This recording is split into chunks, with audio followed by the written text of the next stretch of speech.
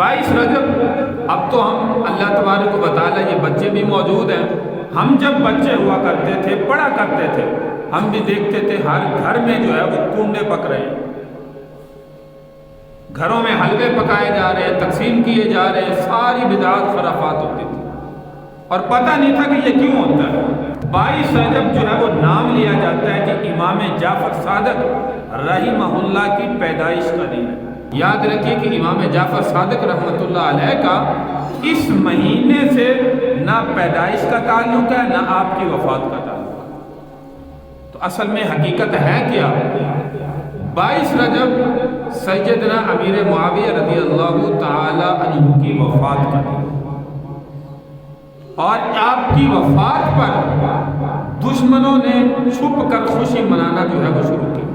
1906 کے اندر لکھنؤ کے اندر جو ہے یہ رسم یہ بدعت جو ہے وہ شروع کی گئی اور گھروں میں چھپ کر یہ کنڈوں کی رسم جو ہے وہ منائی جاتی تھی تاکہ مسلمانوں کو پتہ نہ چلے کہ ہم 22 رجب کو جو ہے وہ کیا کر رہے ہیں. اور 22 رجب کی یہ رسم جو ہے وہ شروع ہوئی, گھروں میں چھپ کر دشمنان صحابہ جو ہے یہ رسم منایا کرتے تھے.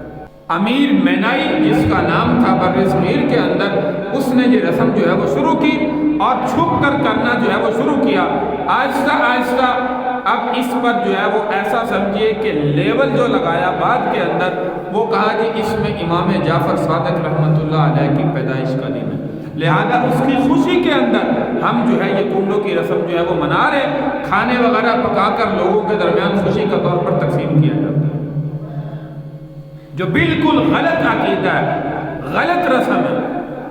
یاد رکھیں امام جعفر صادق رحمہ اللہ کی پیدائش اس مہینے کے اندر بھی نہیں اور نہ ان کی وفات اس مہینے کے اندر ہے. آپ کی پیدائش 8 رمضان المبارک کو ہے اور آپ کی وفات شوال کے مہینے میں. رجب کے مہینے سے کسی قسم کا کوئی تعلق نہیں.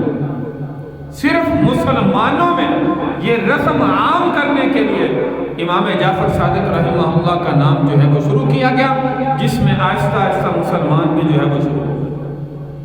تو اس لیے میرے بھائی اس رسم سے جو ہے وہ اپنے آپ کو بچانے والے بنے. جو دل کے اندر صحابہ کا بغض رکھتے ہیں, میں نے کہا وہ اس رسم میں شامل ہوتے ہیں.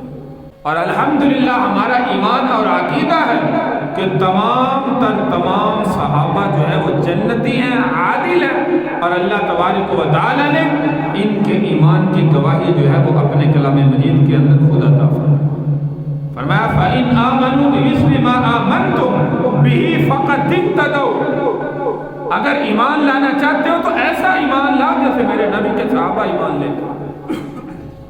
اللہ تو ان کے ایمان کی گواہی دے رہا ہے اور ہم دنیا کے اندر جو ہے وہ ایسے اعمال و افعال کریں